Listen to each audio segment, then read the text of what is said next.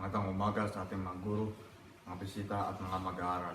Ang aking paksa para sa araw na ito ay tungkol sa COVID-19.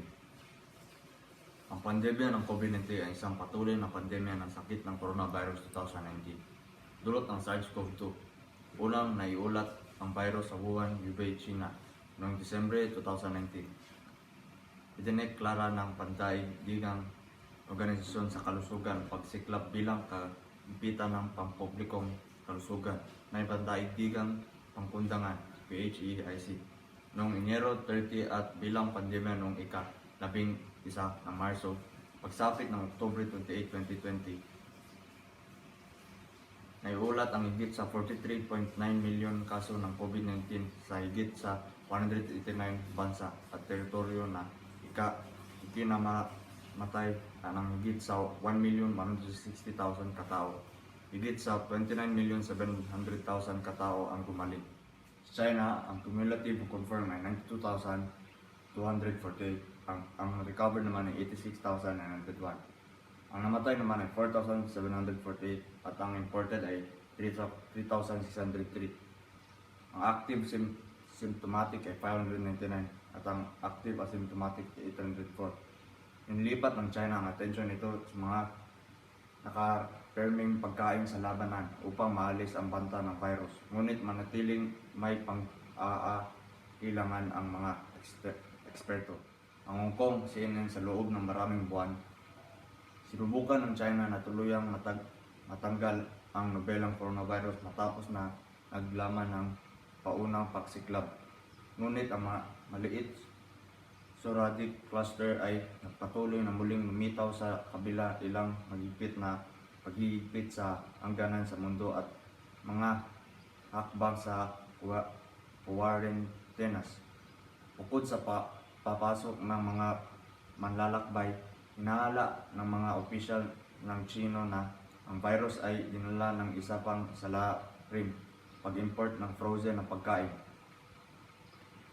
Ang teorya ay sumasalungat at patnubay mula sa mga autoridad sa kalusugan ng internasyonal. Sinabi ng World Health Organization na malaming na hindi makakontrata ng mga tao ang COVID-19 mula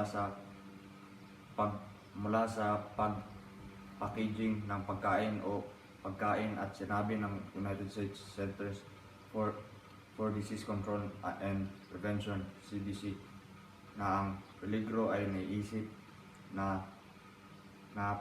napakababa, parehong pinipilit na walang katibayan ng naturong paghahatid.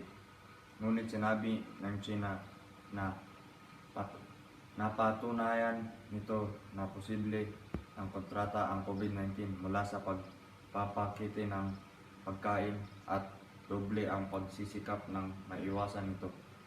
Parami ang katibayan ng ipinapakita ng mga napakaraming produkto ng pagkain, dagat o karne o maraming madala ng mga virus mula sa mga bansa ng pagsiklab patungo sa China. Wu Xinyu, pinuno ng epidemiologist ng Chinese CDC, sinabi ngayong linggo. Para maiwasan ang infeksyon, dapat mong takpan ang iyong ilong at bibig kapag lumabas ka ng bahay. Kaya kinakailangan na ngayong magsuot ng mask sa buong estado. Pagsuot ng mask o takip sa mukha na gawa sa tela ay makakapagpapagal ng pagkalat ng COVID-19 sa pamamagitan ng paglimita sa paglabas ng virus sa hangin. Isinusulong din ito ang pagdistansya sa isa't isa at ipinapakita nitong may pakialam ko sa kalusugan ng iba. Huwag isuot ang iyong mask noong nakalabas ang ilong mo o nasa baba mo lang. Epektibo lang ang mask kung natatakpan nito ang parehong paraan ng paghinga. Upang masanay ng panlipunan o pisikal na distansya, manitili na hindi mababa sa 6 na talampakan, halos 2 braso ang haba. Mula sa ibang mga tao na hindi mula sa iyong sambahayan sa parehong panloob at panlabas ng mga puwang. Ang social distancing ay dapat isagawa kasama ng iba pang-araw-araw ng mga pagkilos ng pag-iwas upang mabawasan ang pagkalat ng COVID-19. Kabilang ang pagsusuot ng maskara, pag-iwas sa paghawak sa iyong mukha ng hindi nahugasan na mga kamay, at madalas na panghugas ng kamay gamit ng sabon at tubig na hindi mababa sa 20 segundo. Bakit nagsasanay ng paglayo sa panlipunan? Ang COVID-19 ay kumalat higit sa lahat sa mga taong malapit na makipag-ugnay.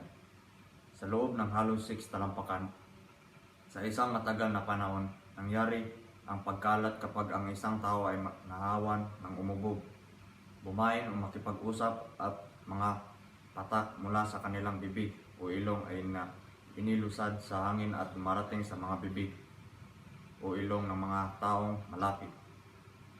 Ang mga patak ay maaari ding malanghap sa baga. Ang mga kamakailang pag-aaral ay nagpapahiwatig na ang mga taong naghawahan ngunit walang mga simptomas ay malamang na may papel din sa pagkalat ng COVID-19. Dahil ang mga tao ay maaaring kumalat ng virus bago nila malaman na sila ay may sakit. Mahalaga na matili na hindi mababa sa 6 na talampakan ang layo mula sa iba kung posible, kahit na ikaw o sila ay walang anumang mga sintomas.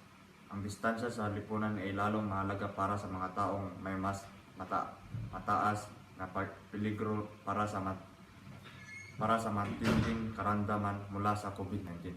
Ang pagdating ng mga pagsubok ay normal lamang sa buhay. Sa ngayon, dinaranas natin ang isa sa mga mahirap pagsubok na buong mundo ang naapektuhan. Ang pagdating ng bagong coronavirus na ito ay nagdulot ng malaking panganib at banta sa buhay natin lahat. Subalit anuman ang pagsubok na kinakaharap natin, magtiwala lang tayo sa Diyos at magtulungan dahil makakaya natin itong lagpasan. Marami ang walang makain ngayon dahil na rin sa pagsuspende ng trabaho para maiwasan ang tuluyan ng pagkalat ng sakit. Ang problema ito ay sa pagkain at pinasyal ng malaking porsyento ng pamilya ay sa bansa ay pilit na sinusolusyon ng gobyerno sa tulong na rin ng mga kapwa nating may mabuting loob. Mga taong naawan ng sakit na ito ay mga tinatawag na frontliners ay isinusugal ang kanilang buhay para hindi tayo mahawa pa. Makakatulong tayo hindi lang sa kanila kundi sa buong mundo kung susunod tayo sa utos ng gobyerno at mga nakakaalam sa sakit na ito. Huwag tayong mag-alala, magdasal lang tayo sa Diyos at manalig sa Kanya dahil maaari natin gawin ang lahat ng mga bagay sa pamagitan ni Kristo na nagpapalakas sa atin. Ako nga pala si Jeremy Baro at ito yung paksal ko tungkol sa COVID-19.